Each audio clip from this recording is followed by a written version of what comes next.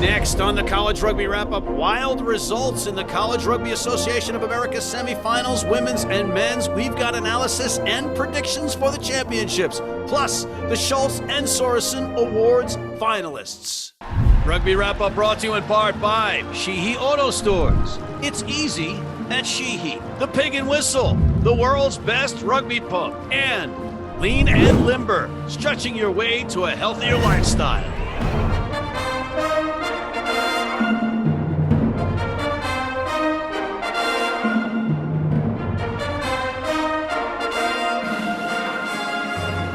Hey everybody, and welcome back to the College Rugby Wrap-Up. I'm Matt McCarthy in New York City. Thank you for joining us, and the us is rounded out by Mr. Zach Lanning, Mr. Colby Marshall, and Mr. Josh Rescio. Gentlemen, we have a lot to talk about in the D1A setup specifically, but let's go women first, ladies first. And Zach, fill us in on what's happening in the championship round for women's rugby. Sure thing, guys. So this actually does make sense. The games this Saturday are going to start with the Women's D1 Championship at 3 o'clock on April 30th. You can watch on the Rugby Network. All the games this weekend are going to be at Aviva Stadium in Houston, a great facility there, which we saw for some of the All-Star games for NCR earlier.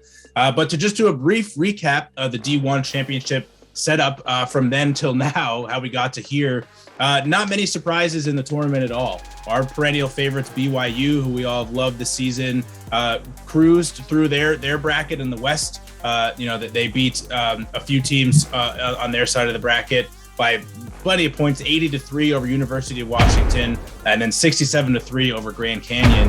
The East was a little bit less predictable, although we all called it with Virginia, who actually came out on top after beating Virginia Tech in the final or the semifinal on the East side of things. But plot twist, guys, Virginia actually pulled out of contention. They're not going to go travel to Houston for that championship. They are going to instead actually went to Ireland on tour, and so they didn't have the funds this year to cover the cost. So Virginia Tech has agreed to step up and take their place. Although I did see recently that Virginia Tech was also asking for some help with covering the costs. They're looking for about $10,000 to get themselves to Houston for this game. So who knows who's going to play BYU at this point, guys. But BYU is ready, I'm sure, to take on anybody who comes their way. So I'm going to go with BYU, even if they're not playing against anybody. But Colby, what do you think? Well, I think this is a great opportunity for a Virginia Tech team that frankly isn't supposed to be here. But with that being said, BYU, this is their championship, in my opinion, to win. I don't see them losing this game. Josh? BYU all the way. You've been adamant about that the entire year. Yeah. And Zach, you got a little something for Virginia Tech, perhaps, Zach? I thought Colby might have. I was gonna say that he's taken a few of the upsets this year, so I thought maybe he'd go with the Hokies on this one. But I'm also gonna pick BYU. Again, yeah, I think kudos to Virginia Tech for stepping up here to play in this match. But I wanted to mention also, we've been talking about why isn't BYU playing in the D1 Elite? Why are they playing in D1 here when they're just kind of slaughtering these teams?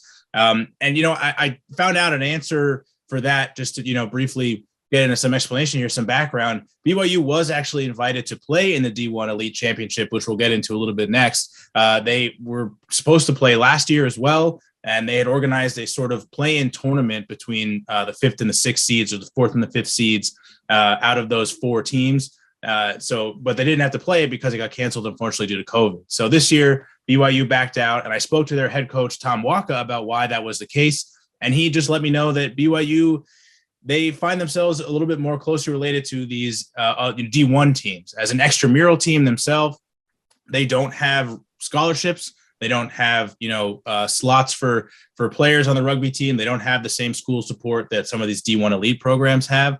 That they don't feel that they are able to compete with these D1 elite programs on a year-to-year basis. They also lose players to church missions every year. So they just wanted to let Coach Waka wanted to let us know that that they appreciate the invite, but they just feel like they are better suited here. They don't play any sevens either. So they played 15s matches this year, which is probably why they're so good. But yeah, long story short, I think they cruise with this one in Houston. We got to get to the point in college rugby where if you're making a semifinal or a final, you don't have to worry about the finances. You should be invited and paid. And I know that's not a reality right now, or your trip should be paid for. I know it's not a reality right now, but we got to get there. And one way we would get there is if we had a unified front on the college landscape. But we're not getting into that right now because we don't have time. What else on the women's front, Zach? So we have that aforementioned D1 Elite Championship this weekend as well. The next game after the D1 Championship. It is between Life and Lindenwood. No surprises at all on that front. I think we all picked both of those teams to be in the championship. They didn't allow a point, either of them, in their matches against Central Washington and Penn State, respectively. So it's going to be a clash of the Titans again here, coming up on the D1 Elite Final. And these programs really are, the best of the best. They play women's Premier League teams, something that BYU mentioned that they're not allowed to do during the year. But, they really are the cream of the crop when it comes to women's rugby in this country. And I think it's going to be a treat to see them play each other when they get together here in Houston. It seems like you're the smarty pants in this category. So why don't you go first with the picks? Yeah, I think that it's going to be Lindenwood, guys. I don't really see, I've talked about how Life has had a great season so far this year. They're a really deep team. They have destroyed entire states worth of rugby programs throughout the spring season, especially. But Lindenwood just keeps rolling. They have, as you'll hear later from Colby, several M.A. Sorensen award nominees who are actually young players. They're not all juniors and seniors. So there may be no end in sight for this dominance from Lindenwood. They're just a machine. And I think they take this one as well. So yeah, Lindenwood all the way over Life. Colby, Life's third string fullback's brother's dog walker's friend went to Iona. Do you think you're going to find it in your heart to pick Iona in this one? I mean, Lindenwood? I mean, Life? So I want to touch on something that Zach mentioned. They have multiple Sorensen Award finalists. I counted only one on that list. They had a few that were in the initial running. You're right. I apologize. One who made the final cut. So that's cancer in the clubhouse, guy. What are you throwing your teammate under the bus here? What is that?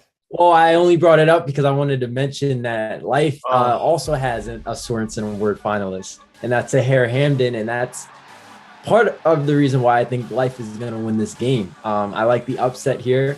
I think they're going to knock off Lindenwood, led by their senior hooker in Hamden, and I'm going with. All right. Okay. He's nutsy cuckoo, isn't he, Josh? I think Life needs to send him some gear. You got to get him on the show, just wearing Life gear. You might as well think he's sponsored at this point. They're both great teams, but as Zach was saying, Lindenwood is just stacked. And the fact that they're young, I am going with Lindenwood. I think they'll cruise with the win. I'm going to say Lindenwood women win for the men, because the men had a tough one on Friday night up at West Point. But we've got to take a quick break. Before we get to the College Rugby Association of America's D1A men's finals, where we got Cal versus Life. Oh, what's that? Oh, no, we don't. We have two different schools, but we'll get to that in a minute. We'll be right back. Need a great price on a new vehicle? Sheehy makes it easy. Easy Price shows you our lowest prices on the Mid-Atlantic's largest selection. Find your best price online or at any of our 31 dealerships. It's easy at Sheehy. Sheehy.com.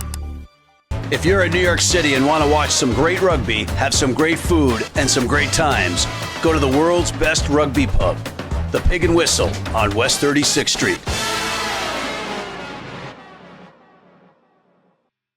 And we are back. Matt McCarthy, Colby Marshall, Zach Lanning, and Josh Rescio. And Josh, we have to talk about the CRAA D1A men's side. So why don't you take us through what happened out west?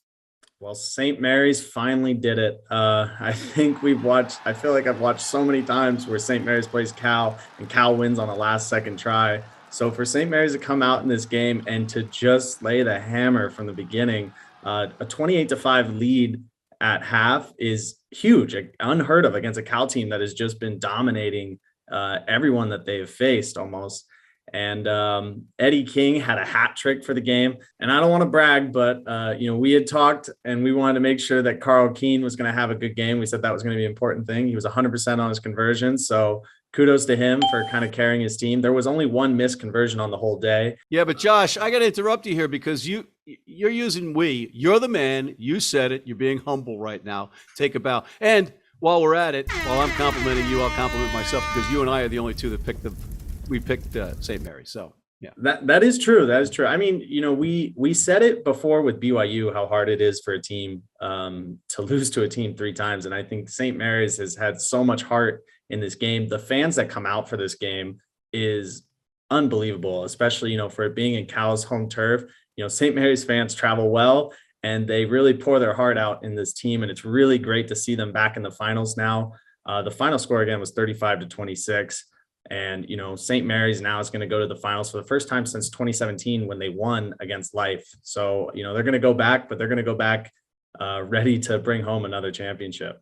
It was a tale of two halves. And Zach, how much does Josh talking about a Northern California team remind you of Colby talking about Iona? It is eerily similar, but I will say that Josh has also been right all season with the Cal slander. This team was not ready for the big time. They beat up on a lot of smaller opponents, and they met St. Mary's in the semifinal. And I texted this in our group chat, but they basically got punched in the mouth from the opening whistle. I have never seen anything like it.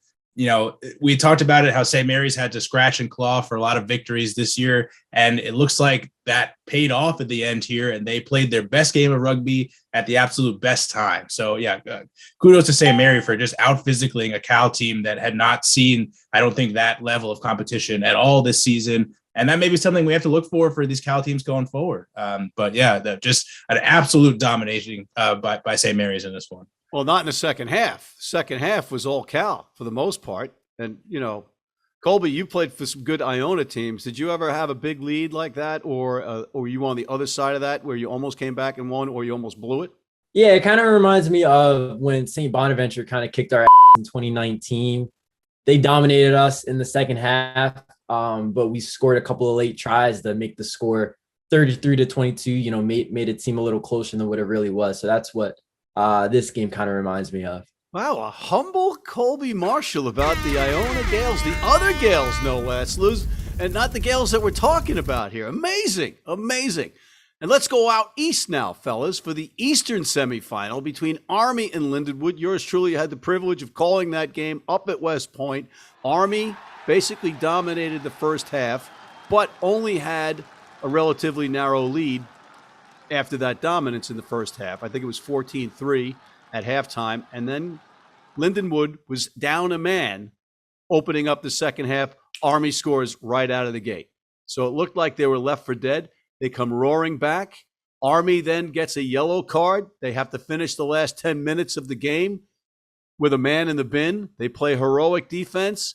And it was a knock on getting close to that try line that cost Lindenwood the championship. An unbelievable game, unbelievable atmosphere, and you got to tip your cap to both organizations. But Army held on. Yeah, Matt. I mean, I have to admit I have been on the Lindenwood train, I think, in the East for a while throughout these playoffs and throughout the year.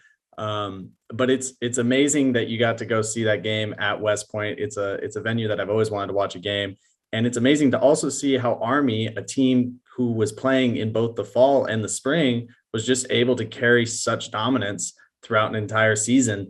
That's really demanding on the players. So kudos to them for sticking together and beating a really strong Lindenwood team, a team that I really thought was probably the best team in the country. So now Army has that title going in to a finals matchup where, they're probably the favorites to win. Well, the MVP, or the player of the match, I should say, Koikoi Nelligan, who was, you got to check out the interview that we have with Josh Macy and Matt Sherman post-match. And then we got Chance Wengluski interviewed him on the pitch, and that's on the Rugby Network. You can see that. But he's all emotional. It was his last game at Army because he's graduating. But he said, we get to play against the number 2 team in the nation every week, every day, because he was referring to their depth. And that's why they were so good for this entire campaign. And this entire campaign is the two seasons, right? So unbelievable result. And what depth, and especially if they were defending a man down against a now fully firing front row, an all-international front row of Lindenwood. Yeah, Matt, you touched on Koikoi Nelligan. He's a guy that I thought needed to have a big game for Army to win, and I think he did. I think he was a big part in their victory. And credit to Matt Sherman and his boys. They came ready to play, and they got it done. Zach? Yeah, it's like you said. I mean, I don't really see a weakness in this Army side. The depth you mentioned is incredible. Their fitness level, incredible. They're technically sound. And so they probably took on a team in Lindenwood that was the biggest threat outside of possibly in the championship. Now they'll see a St. Mary's side that may be tough to beat, but I think Lindenwood was their biggest threat in this one, and they came out on top, and I think they are. This is their year. It feels very much like their year, where kind of things are going their way, and they just have everything coming together at the right time. So it was a great game to watch. I think you play that game 10 times, maybe Army wins 5 or 6 of those matchups, but they've won the 2 that mattered here. So we'll look forward to the championship. All right, fellas, we got to pick this one now. That's why we get the big bucks. Who wants to go first? Okay, Colby. I like St. Mary's in this one. Tim O'Brien's team, they came ready to play against Cal. They put up 20 points in that first half. I think they have too much firepower right now. I think they're playing some good rugby, and I like them to beat Army. I like the Gales. Josh, let me ask you a question before you make your pick. Mm-hmm. Who would you choose if it was Cal versus Army? I would have taken Army. Really? Yeah, it's funny that you open it up to me like that. Tim O'Brien calls his Gales a band of misfits after the Cal game, but after I watched the Lindenwood Army game, you look at a team, and I think Zach said it perfectly, that is just so sound technically that I really think that they carry some characteristics that Cal wasn't able to show in that semifinal matchup. And even though it is St. Mary's, I still feel like Army is going to be the team to go away with the win. It's their first time in the finals, which is great for a team that really has always been, near the top of the rugby world in the country. So I'm picking Army. I think it's going to be close, but I think it'll be them. Zach? So I have to agree with Josh on this one. I think, the Cal St. Mary's game, Cal had a couple things go wrong for them in the beginning of the game as well, which enabled St. Mary's. That Sam Gala yellow card early really hurt Cal. I think he's kind of the heart and soul of that team in a lot of ways, does a lot of the dirty work for Cal. So, and then they had never had to experience that come from behind victory, necessities throughout their season. You've seen this Army team get hit in the face, get punched in the mouth by teams throughout the season so far. I mean, Life gave them a hard time earlier in this championship tournament. Lindenwood, obviously a tough go. So even if St. Mary's were to come out to an early lead here, I don't think Army's going to surrender that same, style of the same amount of points that you saw Cal give up and then not be able to claw their way back. I think Army's just too dominant. They've seen it all. They played a bunch of 15s games this year. And so I think they're going to come away with the championship. And they've got some real leaders on that squad. Army does. It's a tough one for me to pick. My dad was a retired lieutenant colonel from the Army. Tim O'Brien, what's not to like about the St. Mary's Gales and their style and the fact that they've got these guys from all over the place that just come there without scholarships. And that's just such a great program. I think I got to stay local. I think I'm going to go with Army in this one. And I think it's because they are a physical team, but they're also a unit. They are really bound together, these guys. And I'm not saying St. Mary's isn't. I'm not as familiar with St. Mary's as I am with Army. And they were just so impressive and relentless on defense. And especially when it got down to the wire and under more pressure of being a man down, that's when they really played ferocious defense. And it was just something to watch and something to behold. It's tough to out camaraderie or be tighter knit than a literal military outfit. So I think that helps them in the grand scheme of things as well. I'll tell you what helps St. Mary's is the experience of the Tim O'Brien side, who's been in this situation before, coaching in a championship, coaching in a final. And you mentioned, Matt, that, Matt Sherman hasn't been in this position. So that's just another reason why I'm going with the Gales. And just one final point. Lindenwood coach Josh Macy post-match said about Cal that they play with a physicality, whereas St. Mary's plays between the ears. So it's like brawn versus brains. And I think there's an element of that with Army versus St. Mary's, maybe a brawn versus brain, but it's also depth added to that. And I'm not saying Cal doesn't have depth. I'm not doing that. But I think maybe there's some more cerebral stuff going on the pitch with Army because they are a 5-year school to begin with, right? So I don't know. I'm grasping at straws here. But we got to take a quick break, and we'll come back with the Schultz and Sorensen Awards with Colby and final thoughts after this. Been blind since I was 4. And I've never seen a beer commercial or a beer label. None of that stuff influences me. I drink beer because of the taste. And my beer is Pabst Blue Ribbon. It has the taste and the flavor. What do you think's on the label? I think there's a naked woman riding on a unicorn, jumping over fire.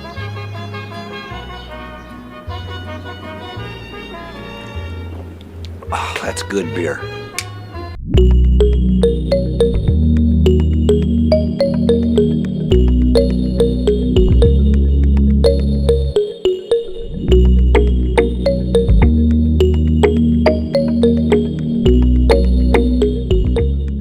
All right, we're back. And Colby, you're going to walk us through the Schultz and Sorensen awards. Yeah, we got a couple of names to highlight for the Schultz Award finalists. We got Sam Gallup from Cal, who we talked about a little bit, the fifth-year lock. Lucas LeCamp from UCLA, junior center. Joe Marchant from St. Mary's, senior forward. And Larry Williams Jr. from Army, rounding out the Schultz Award finalists list. Larry Williams is a beast at prop, and he played an unbelievable match against Lindenwood. But you got to holla for Gala, don't you? Come on, guys. I mean, he has to win now, I think. Nobody has a better campaign slogan. Holla for Gala. Josh, does that pain you to no extent? No, it doesn't. I used to have a thought process where you had to be in the finals to get player of the year, but I just want to throw it out there to Sam Gala. I mean, even though Cal didn't make it to the finals, this is probably one of the best Cal teams I've ever watched. And for him to be a fifth-year player on this team and leading the charge there, he really is well deserving, in my opinion, of player of the year. So he's got my pick. You saw the impact he had when he went out of that game with the yellow card. I mean, they just weren't the same squad. And that's how you quantify these types of awards. You know, if you remove player X from the equation, does everything fall apart? And it really did seem like that case is the case for Cal with Sam. So exactly. Colby, I know you're going to have a different opinion here. Well, I was curious, are we taking into account the playoffs when we're talking about this type of award? Or are we just, well, we can do whatever the heck we want. This is our show. So we're going to say, yeah, you can take the playoffs into account if you want. I think regardless, I'm going with Lucas LeCamp. If it was up to me, he's the only back in this group at 6 foot, $190. I think he's a guy that can play anywhere in the back line, and he had a great year, obviously. So I'm going with Lucas LeCamp. I was going to say LeCamp is the champ is also a great campaign slogan. And if we're taking external factors into account, he has looked amazing. I think he played some sevens with HSBC sevens tournament with the USA and was a huge boost for them. So yeah, maybe he was a close runner up. Yeah, but he gets to play at UCLA and he's living in that LA lifestyle. So he can't have everything go his way, right? You can't win everything in life, everybody. And he's a 6 foot 190 center. All right, whatevs. He's as blue collar as it gets. Whatevs. He's University of Buffalo is as blue collar as it gets. Okay. All right. And now we got to go to the Sorensen side for the ladies, Colby. Yeah. A couple of names to highlight on the women's front for the Sorensen Award finalists. We got Sahir Hamdan from Life University, Itai Hungentau from Lindenwood, Idia Ehensikine from Dartmouth, Caitlin Swarding from West Point, and Sarah Skinner from the U.S. Naval Academy. All good choices, all good selections. Who wants to go first? I could say, I have my thoughts on this. So here I spoke with during one of the high school kind of USA Eagles roundtables we did for some of the girls teams in New Jersey. She played some time with the USA Eagles this year. She was a contributor to that team when they did their fall tour. She's had a great year as well and been a great leader at Life. So, I would definitely go with her. The one intriguing name to me is Idia Hensikine. I thought that Emily Heinrich from Dartmouth may have made the cut here. She was my vote on the thing, but Idia Hensikine had a great season as well. I mean, she was another longtime starter at Dartmouth, played 8 for them, and was a huge factor in a lot of their wins. So I could see her getting the nod as well, but I think Sahir is going to take this one. Life is just so dominant of a team, too. What are you looking at, Josh? Well, I just want to say kudos to Zach for, all the women's covering that we've had all year. It's been top notch, just all the stats he's been able to come up with, all the players that he's been able to connect with. I mean, we got to give him a little round of applause with that. I have to trust his pick. So I'm going to take Sahir. And again, kudos to Zach for just such great coverage of the women's for these last couple of seasons. Okay. You make me tear up. I'm getting misty-eyed. What about you, Colby? Yeah, that echoing what Josh was saying, kudos to Zach for all the great coverage. And I got to agree with you guys. Sahir Hamden, I think, is the deserving winner, leading life to the championship and all that she's done this year. I think she should take it home. I'm going with a different route, and it's because she had a great season, but also because she gets her name butchered probably every 30 seconds. I'm going to say Adia Hensakine. All right, well done, fellas. Now we have final thoughts. Let's start off with Josh.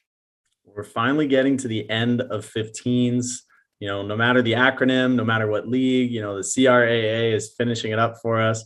It's going to be a great matchup. We can't forget also that we have sevens. So, we can't be thinking that this show is just going to fall off the radar. So we have plenty of sevens matchups to finish the year. And some of these teams that just played in the playoffs for 15s are going to be doing it right away for sevens. So more coverage to come. Colby. The Gales are going dancing. Iona's going to the CRCs. You heard it here. New Orleans bound. We're taking it home. Go Gales. Go Gales, says Colby. What about you, Zach? I'm so interested to see this turnaround for some of these top tier programs. A lot of them have already qualified for some of these tournaments. I can't wait to watch both of them in May, towards the end of May. But on the women's side, I don't think it matters at all because Lindenwood's going to win that too. They win everything. So they're defending champs on the seventh side as well. But just to, respond to what you guys said earlier too, kudos to you guys as well for I think all of us have come together and provided some great coverage of the college landscape where it may be lacking in some spots. So I think we're going to only get stronger from here and keep kind of, keep bringing attention to what we, the game that we all love at the level that we all love to watch it. Here's a final thought. How angry is that Cal program going to be? And when they're playing sevens now that they've lost and they've got this extra weekend to prepare for whichever acronym sevens championship they're going to be playing in, it doesn't matter. I feel for their opposition. Let me tell you that. Okay. On that note, thank you, gentlemen, for another stellar segment of the College Rugby Wrap-Up, and thank you for tuning in. Please check out our other shows, including our Major League Rugby highlights and preview show and the Rugby Odds. And also sign up for our weekly newsletter, hit that subscribe button on YouTube, and please, please, please join our American Red Cross blood donor team. Go UB.